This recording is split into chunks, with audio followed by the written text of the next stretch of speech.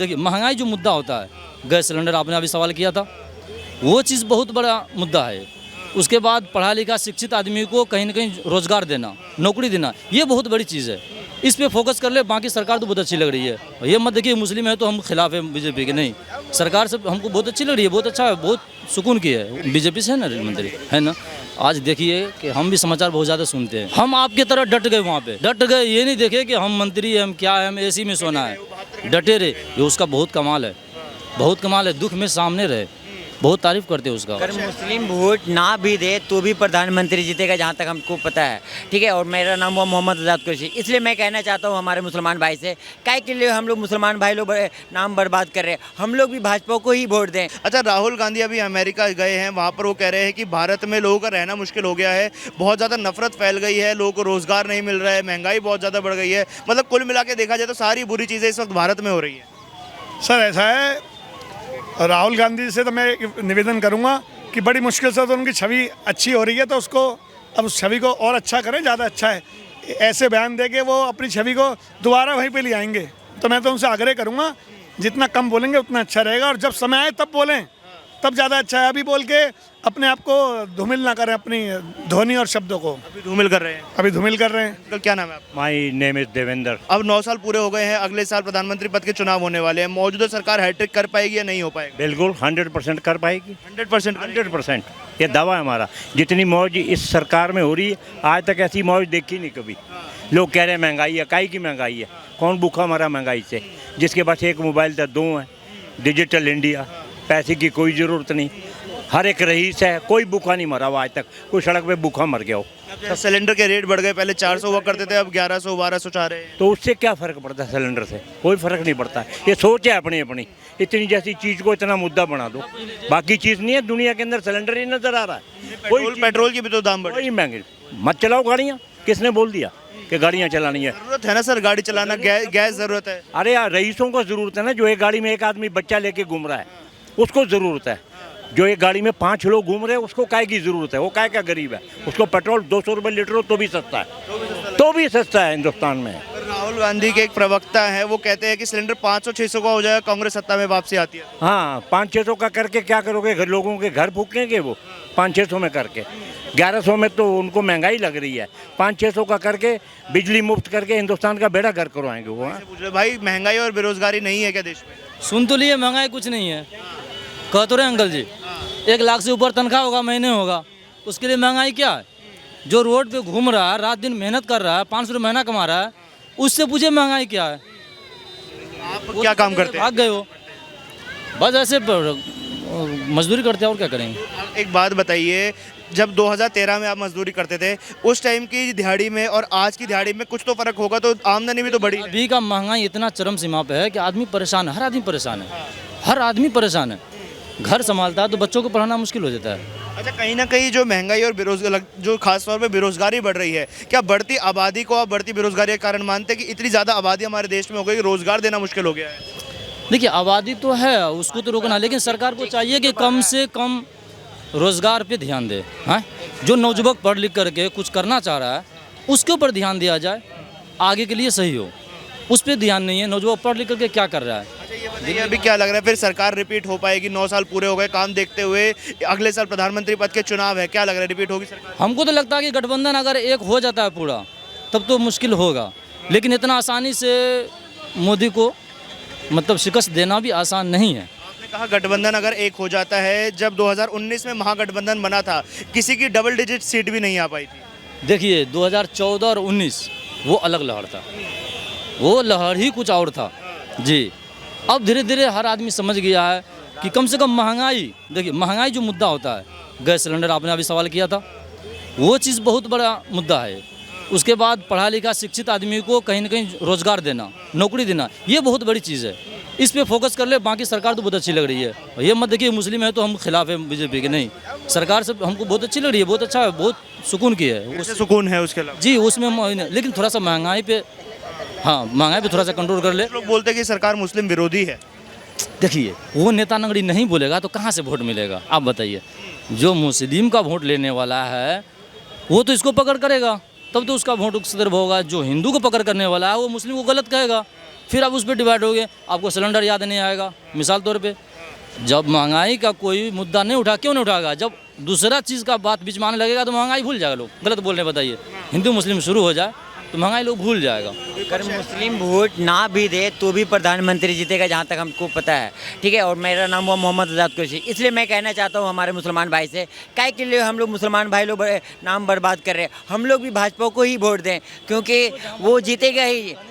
क्योंकि ये इस बार आप देख लिए मौका मिला है। कर्नाटक में आपने देखा है, कर्नाटक में भी मशीन कोई सेटिंग नहीं हुआ था। वो अबर बताएंगे अगले बार जो जीतेंगे, इस बार लोग बोलेंगे विपक्ष वाला कि मशीन कहीं ना कहीं दिस दैट किया गया था, इसलिए इसे छूट दे दिया गया। कर्नाटक में कोई नहीं हुआ तो फिर वो बोलने का मुद्दा हो गया। कर्नाटक में फिर कैसे कांग्रेस जीता था? उस समय भी तो मशीन सेटिंग होना चाहिए था।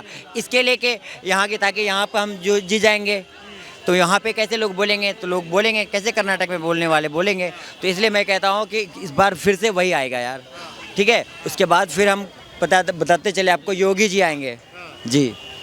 और मोदी के बाद योगी आएंगे। चाहते हैं हम, अब आपके पास अभी तारीफ की है बीजेपी के बारे में, देखिए हम किसी का रिश्वत नहीं, वो नहीं है। अभी आप देखना पड़ेगा, अभी जो गाड़ी पलटी खाई है कौन था? हाँ, उसका मंत्री कौन था? बीजेपी से है ना, रेल मंत्री है ना। आज देखिए कि हम भी समाचार बहुत ज़्यादा सुनते हैं, हम आपके तरह डट गए, वहाँ पे डट गए। ये नहीं देखे कि हम मंत्री हैं, हम क्या है, हम एसी में सोना है, डटे रहे। ये उसका बहुत कमाल है, बहुत कमाल है। दुख में सामने रहे, बहुत तारीफ करते हैं उसका। ये बात आप सर, नमस्कार, क्या नाम है आपका? मेरा नाम खुर्शीद है। अगले साल देश में प्रधानमंत्री पद के चुनाव होने वाले हैं, क्या लग रहा है कौन सी पार्टी बाजी मारेगी? कांग्रेस कांग्रेस, पूरी उम्मीदें है कांग्रेस से? पूरी 100%। अच्छा, राहुल गांधी कह रहे हैं कि महागठबंधन के साथ मिलकर इस बार कांग्रेस सत्ता में वापसी करेगी, तो महागठबंधन का जो सहारा लेना पड़ रहा है, इसकी क्या जरूरत पड़ रही है कांग्रेस को? नहीं, सहारा तो भाई एक टांग से चले नहीं जाएगा, टांग तो दूसरी भी चाहिए। तो इसलिए सहारे की ज़रूरत होती है हर इंसान को। बिना बीवी के मैं भी नहीं रह सकता, उसकी भी ज़रूरत है मुझे। तो सहारे की हर आदमी को ज़रूरत होती है, एक दूसरे सहारा मिलकर काम करते हैं, जब ये हिंदुस्तान चलता है। देश की सबसे पुरानी पार्टी को अगर सहारा लेना पड़ रहा है तो कहीं ना कहीं क्या पार्टी की उसमें कोर में कमी नहीं है? थोड़ी पहले कमजोरी हो गई थी, समझे नहीं, पहले थोड़ी कमजोरी हो चुकी थी, मगर अब वो समझ चुके हैं उस चीज़ को कि हमें ऐसा नहीं करना चाहिए, तो इसलिए बदलाव ज़रूर आएगा। अच्छा, क्या कोई काम मोदी जी के अच्छे नहीं लगे आपको, जिसकी वजह से आपको ऐसा लग रहा है कि बदलाव की जरूरत है? कुछ नहीं है, हिंदू मुसलमान और कुछ नहीं है। हिंदू मुसलमान, राम मंदिर, मस्जिद, इसको काट दो, उसको फाड़ दो, यही रहा पूरे साल। 9 साल यही गुजारे हैं इन्होंने। पर विकास भी तो बहुत हुआ है देश में। विकास तो बहुत तगड़ा हो गया जी। मैं बुढ़ा 70 साल का हो गया, 70 साल से 15 साल का हो गया, अब जवान हो गया मैं। हाँ, तो जो एयरपोर्ट बन रहे हैं, जो एक्सप्रेसवे बन रहे हैं, सड़कें बन रही है, वो तो सब ठेकेदार बनवा रहे। जब बेच दिया तो वो कहाँ बनागा? जब वो बेच दिया, सारा एयरपोर्ट बेच दिया, रेलवे बेच दिया, लाल किले बेच दिया, किसे बेचा लाल किला? जिसको भी बेचा हो ठेकेदार को दिया है, समझे नहीं। तो ये तो वो ठेकेदारी करेगा जो भी दिया। तो अफवाह फैला रहे हैं आपकी, बेच दिया। बेचा थोड़ी रेलवे किसी को, आप जाते आपको कोई मना कर देगा? रेलवे ठेकेदार को दे दिया, बेच दिया है, ठेकेदार को दिया है। क्यों दिया है? ये हिंदुस्तान अपना घर कभी किसी को आपने किराए पर दिया है? बात नहीं थी। सीमाल आज सन 1948 से रेलवे चल रहा है, क्या उन्होंने नहीं सीमाल रखा था इसको? क्या लोगों ने कभी अपना घर किराए पर नहीं दिया, लीज पर नहीं दिया है? समझे नहीं। किराए पर देते हैं ना, जब एक्स्ट्रा कमरा होता है, एक्स्ट्रा मकान। हम कमजोर है ना, हम तो एक कमरा खाली पड़ा है तो देना पड़ता, मजबूरी है हमारे सामने। इसके सामने क्या मजबूरी है? सरकार को उससे ज्यादा फायदा हो रहा है तो क्या दिक्कत है? फायदा तो कहाँ है? वो फायदा कहाँ दिख रहा? कहाँ दिख रहा फायदा? दिख रहा तो मैं कहीं फायदा। 9 साल में क्या देश में विकास नहीं हुआ है? बिल्कुल भी। क्या लगता है? 9 साल में विकास, जो बहुत सारे विकास भी हुआ है, दोनों काम ही हुआ है। भुखमरी भी हुआ है, नोटबंदी से हर एक जिससे अच्छा भी हुआ है तो बुरा भी हुआ है। चाचा कह रहे हैं कि कुछ अच्छा काम नहीं हुआ, पूरा देश बेच दिया मोदी जी ने। हाँ, ये तो बात सत्य है। ऐसा भी सब चीज़ गिरवी में रखा हुआ, लाल किले जो है वो भी गिरवी में रखा हुआ है। मैं खाली फिर रहा हूँ, काम नहीं है। क्या काम करना है आपको? मैं रुपट्टे यहाँ से बनाता हूँ, उससे लेस वगैरह लगाता हूँ, समझे नहीं है। दुकानें खाली बैठे हैं, आदमी खाली है, काम नहीं है। मोदी जी थोड़ी करवाएंगे अब ये काम, मोदी थोड़ी दुपट्टे बनवाएंगे। अरे रुपट्टे की बात नहीं है, दुनिया खाली फिर रही है। हमने मैं अपनी बात थोड़ी कर रहा हूँ, दुनिया नौजवान लौंडे खाली फिर रहे हैं, काम है सारे। काम दो उनको, क्या है जब काम ही नहीं है? बड़े बड़े सेठ खाली बैठे हैं वहाँ, उनकी ऐसी तैसी हुई पड़ी है, तो हमें तुम क्या चीज़ है? क्या रोजगार नहीं मिल पा रहा है युवाओं को? बिल्कुल भी रोजगार तो मिल पा रहा है, नहीं भी मिल पा रहा है, सब जॉब जो है बहुत कम मिल पा रहा है। तो जो काबिल होगा, जो सक्षम होगा, उसी को रोजगार मिलेगी, सबको बांट दे मुफ्त में? वो जो योग्यता ऊपर है सर, जिसको जो हिसाब से योग्यता उस हिसाब से रोजगार मिलेगा जी। काबिलियत वालों को मिलेगा जी जो अब अगले साल देश में प्रधानमंत्री पद के चुनाव होने वाले हैं, क्या लग रहा है इस बार कौन सी पार्टी बाजी मारेगी? ऐसा तो निकट आने पर पता चले किसकी बाजी रहेगी किसकी नहीं रहेगी, अनुमान बता सकते हैं? मुश्किल है, मुश्किल है। ऐसे दोनों सरकार के 9 साल पूरे हो गए, ये देखते हुए क्या लगता है जनता चुनेगी नहीं चुनेगी? जनता तो चुनेगी, कुछ जनता नहीं भी चुनेगी। आपके क्या विचार है, आप चुनोगे? हमारे चुनने से नहीं चुनने से सरकार तो नहीं ना बन सकती है पूरा देश की। हर वोट से फर्क पड़ता है? कैसे फर्क नहीं, हर वोट से फर्क पड़ता वो ठीक है। है। भाई साहब 9 साल पूरे हो गए हैं भाजपा के, क्या लग रहा है हैट्रिक होगी? काम अच्छा है, अब देखा जाएगा पब्लिक का रिएक्शन क्या होगा, आगे पता चलेगा। काम तो अच्छा हो रहा है, काम अच्छा हो रहा है। हाँ काम अच्छा हो रहा है, लेकिन अभी तक जो स्थिति पता चल रही है उससे तो लग रही है यही सरकार बनेगी, लेकिन एक साल में आगे कौन सा काम होगा, क्या प्रोग्रेस होगा। एक दो ही प्रॉब्लम है, एक महंगाई, एक अनएम्प्लॉयमेंट। अगर चाचा बोल कर गए अभी एक ही देश में कोई काम ही नहीं हुआ, 9 सालों में बेड़ा गर्क हो गया, देश 20 साल पीछे चला गया। काम तो हमेशा हुआ है, नेहरू जी के समय भी काम हुआ, मोदी जी के समय काम तो हर प्रधानमंत्री करते हैं, लेकिन थोड़ा है ना बेरोजगारी पे अगर ध्यान दे, महंगाई पे ध्यान दे तो थोड़ा काम आगे देश प्रोग्रेस कर सकता है। रोजगार नहीं मिल पा रहा है आपको? नहीं मेरे को नहीं, मतलब मैं देश की बात कर रहा हूँ, वो पर्सनल मेरा मैटर नहीं है वो।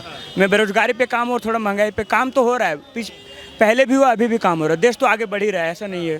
सरकार के 9 साल को देखते हुए सर क्या लग रहा है इस बार हैट्रिक होगी पार्टी की या नहीं हो पाएगी? होगी। होगी एक ही काम होगा, या तो 50 कम या 50 ज़्यादा। अच्छा, हाँ जी, 50 कम या सीधा 50 ज्यादा? हाँ जी, 300 नहीं रहेंगी, अच्छा, वो फिगर नहीं आएगी जो है। या तो ये 50, अगर बहुत सारे समझदार लोग इकट्ठे मिल गए तो 50 कम हो सकती हैं, और पब्लिक ज़्यादा समझदार मिल गई तो 50 ज़्यादा हो जाएंगी। जो महागठबंधन बन रहा है, सारी लगभग तमाम विपक्षी पार्टियां एक आ गई है, उनका कहना है कि सत्ता से उखाड़ कर फेंक देंगे इस बार भाजपा को, ऐसा हो पाएगा? सर देखिए, मैं कोई ना तो ज्योतिषी हूँ ना मैं किसी पार्टी का समर्थक हूँ। मैं तो ये देख के बोल रहा हूँ कि जब रेल की अभी घटना हुई है, इस घटना पर भी बोले बिना नहीं रहता विपक्ष। विपक्ष का एक ही काम है, चाहे वो कोई भी पार्टी हो, विपक्ष का मतलब यही है कि जिसका कोई पक्ष ना हो वो विपक्ष है, मतलब विक्ट्री वाला पक्ष है, ये विपक्ष की मैं परिभाषा कहता हूँ।